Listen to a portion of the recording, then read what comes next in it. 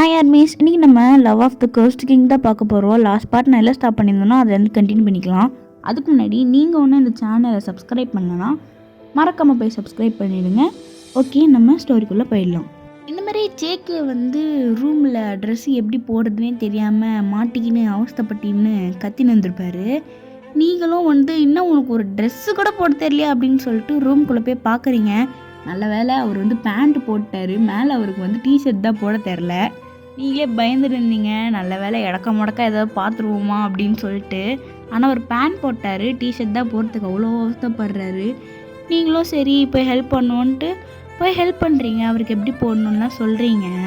நீங்கள் 2 பேரும் க்ளோஸாக இருக்கீங்க. அவருக்கு ஹெல்ப் பண்ண சொல்ல நீங்கள் 2 பேரும் கவனிக்கவே இல்லை. அவருக்கு டிஷர்ட் போட்டு முடிச்சிருக்கமாக தான் பார்க்குறீங்க நீங்கள் 2 பேரும் எவ்வளோ க்ளோஸாக இருக்கீங்கன்ட்டு. நீங்களும் ஜேகேவும் அப்படியே பார்த்துக்கிட்டே இருக்கீங்களா?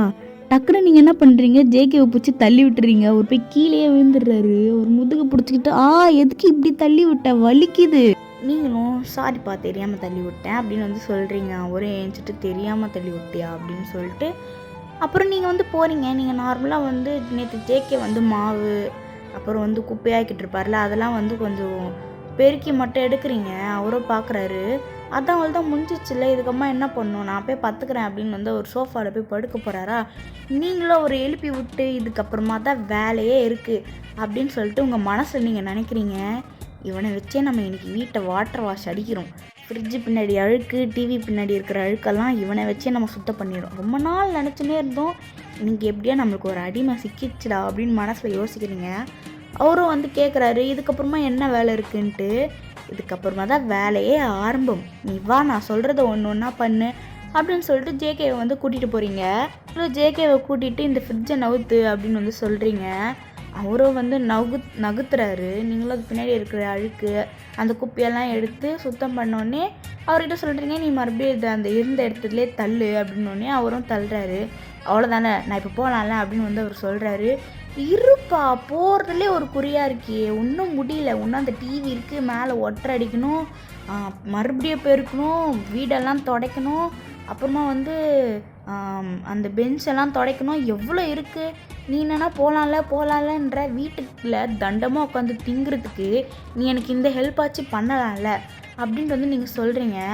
அவர் சொல்கிறாரு, நீ முதல்ல என்னோடய கோட்டைக்கு நீ அனுப்பு, நான் உனக்கு 1000 பொன் காசுகள் தரேன், உனக்கு எதுக்கு நான் இந்த மாதிரி பணி வீட்டு வேலைலாம் பார்க்கணும் அப்படின்னு வந்து அவர் சொல்கிறாரு. ரைட்டுடா, இன்றைக்கி வேலை செஞ்ச மாதிரி தான் அப்படின்னு சொல்லிட்டு நீங்கள் நினைக்கிறீங்க. உடனே நீங்கள் சொல்கிறீங்க, சரி அதெல்லாம் இருக்கட்டும், நீங்கள் முதல்ல வா வந்து எனக்கு ஹெல்ப் பண்ணுன்னு சொல்லிட்டு நீங்கள் வந்து ஜேகேவை கூட்டின்னு போய் ஃபுல்லாக வந்து ஒரு செம்மையாக வேலை வாங்குறீங்க. நீங்களும் வந்து கூட சேர்ந்து வேலை செய்கிறீங்க. மேலே ஏணி போட்டு மேலே இருக்கிற அந்த டஸ்ட்டெல்லாம் எடுத்து ஃபுல்லாக சுத்தம் பண்ணி முடிச்சிடுறீங்க. ஃபுல்லாக முடிச்சதுக்கப்புறமா ஹப்பான்னு சொல்லிட்டு நீங்கள் டயர்டாக படுக்கிறீங்க.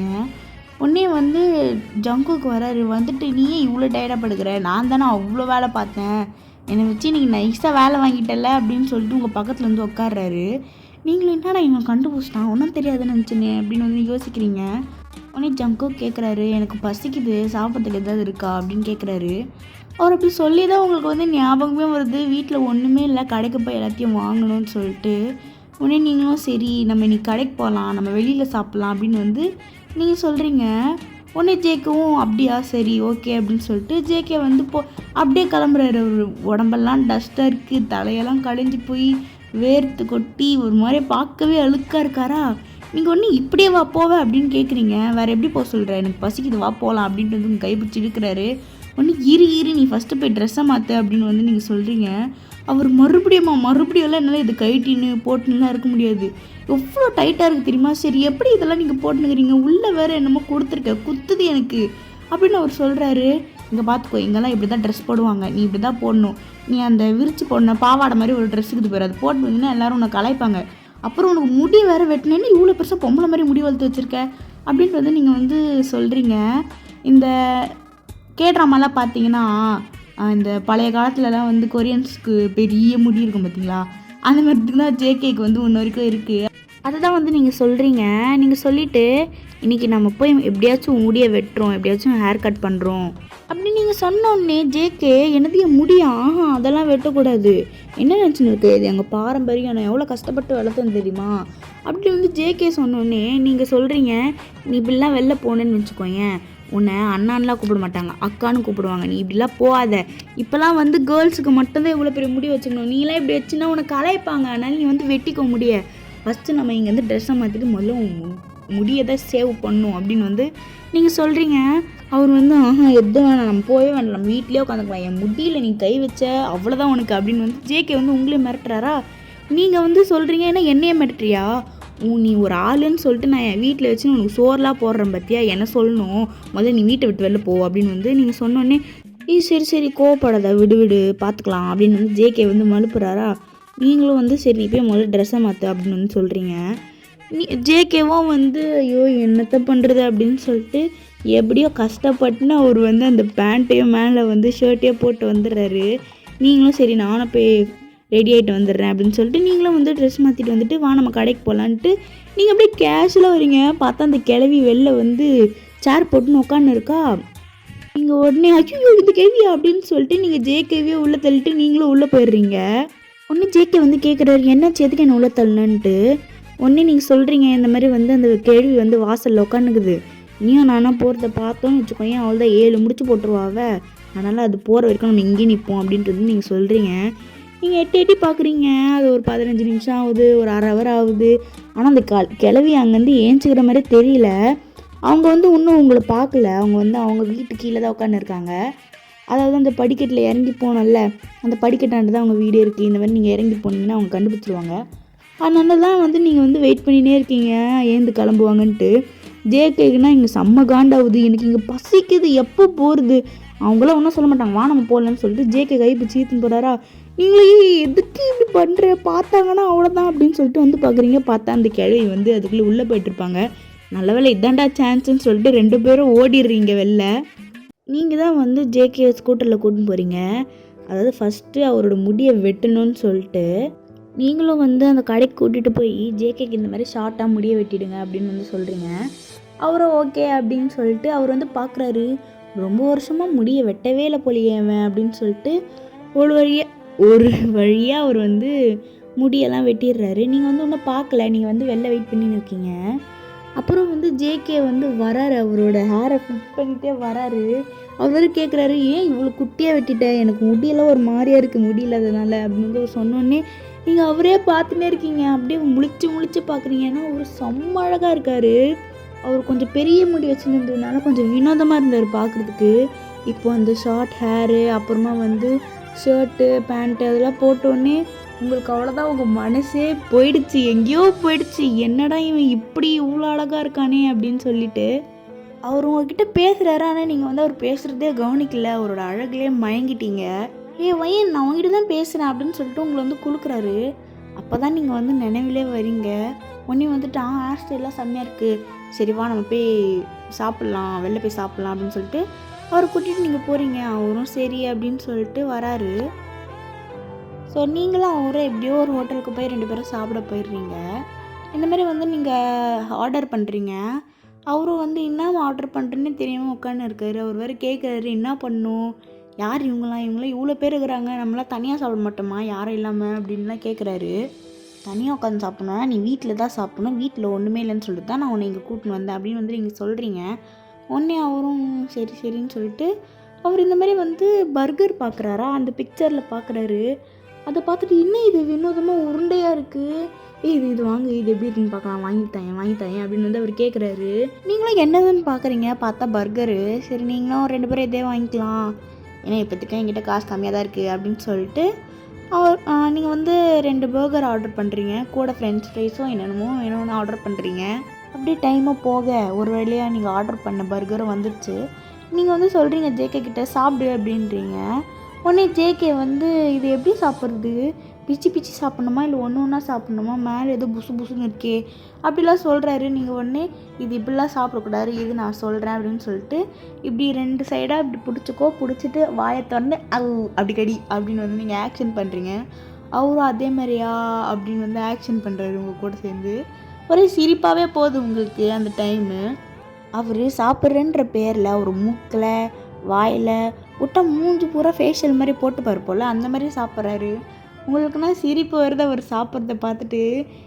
இப்படியா முகத்துலலாம் பூசிக்கிட்டு சாப்பிடுவேன் அப்படின்னு சொல்லிட்டு நீங்கள் தான் டிஷ்யூ பேப்பர் எடுத்துகிட்டு அவர் மூக்கில் அங்கே இங்கெல்லாம் ஒட்டின்னு இருக்கிறத வந்து துடைக்கிறீங்க.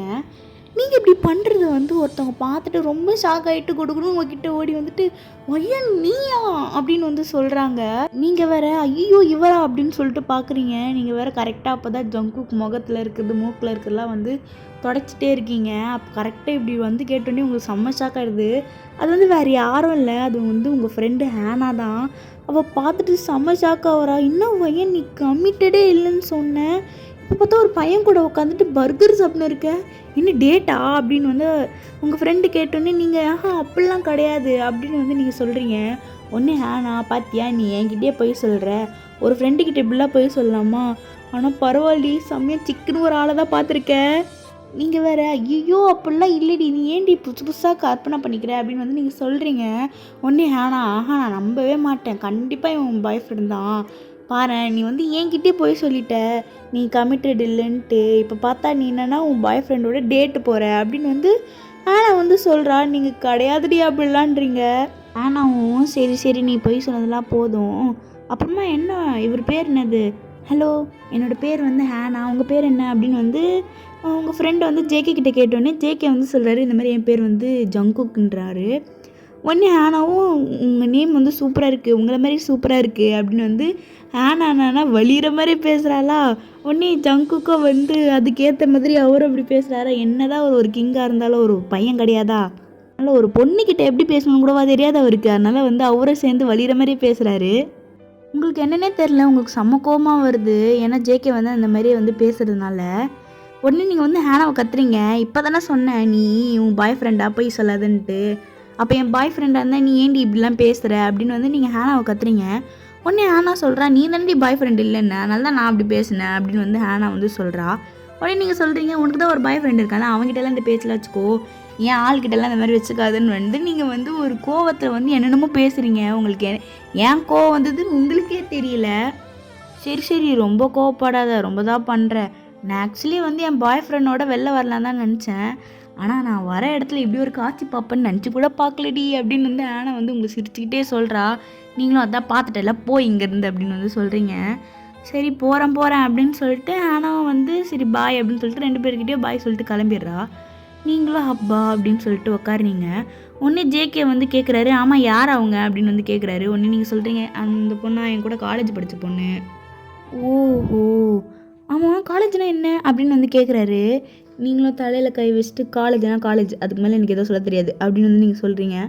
அவரும் ஓகே அப்படின்னு சொல்லிட்டு அந்த பர்கர் எடுத்து மறுபடியும் சாப்பிட்றாரு.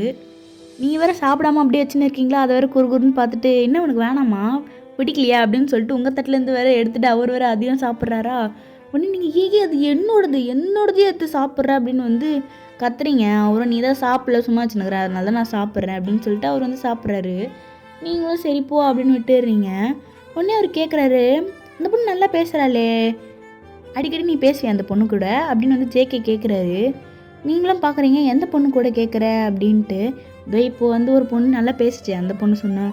ஓ நல்லா பேசிச்சு அந்த பொண்ணு, அப்போ நீ அந்த பொண்ணு கூட போகலாமே, எதுக்கு என் கூட இருக்க, போ வேவே அந்த பர்கரை வச்சுட்டு போய் கை கழுவிட்டு போ, அந்த பொண்ணு பின்னாடி போ அப்படின்னு வந்து நீங்கள் சொல்கிறீங்க. சரி எதுக்கு இவ்வளோ கோவப்படுறேன், நான் ஏதோ சொல்ல நல்லா பேசினாங்க தானே சொன்னேன், வேறு ஏதோ சொல்லி அப்படின்ட்டு வந்து அவரோட வேலையை கண்டினியூ பண்ணுறாரு. நீங்களும் செம்ம கோவமாயிடுறீங்க. அப்படியே கொஞ்ச நேரம் போனால் உங்கள் ஃபோன்லேருந்து வந்து மெசேஜ் வருது. நீங்களே என்னடா மெசேஜ் அதோ டொங் டொங் டொங் டொங் டொங் டொங் டொங்னு வந்துனே இருக்குது, என்னடா மெசேஜுன்ட்டு பார்க்குறீங்க. நீங்கள் அந்த மெசேஜை பார்த்து செம்ம ஷாக்காயிடுறீங்க. ஸோ இதோட நான் இந்த எபிசோடை ஸ்டாப் பண்ணிக்கிறேன். நெக்ஸ்ட் எபிசோடில் மீட் பண்ணுறேன். இன்ன வரைக்கும் நீங்கள் இந்த சேனலை இப்போ கூட சப்ஸ்கிரைப் பண்ணாமல் இது வரைக்கும் இந்த வீடியோ பார்த்துருந்தீங்கன்னா ப்ளீஸ் மறக்காமல் போய் சப்ஸ்கிரைப் பண்ணிவிடுங்க.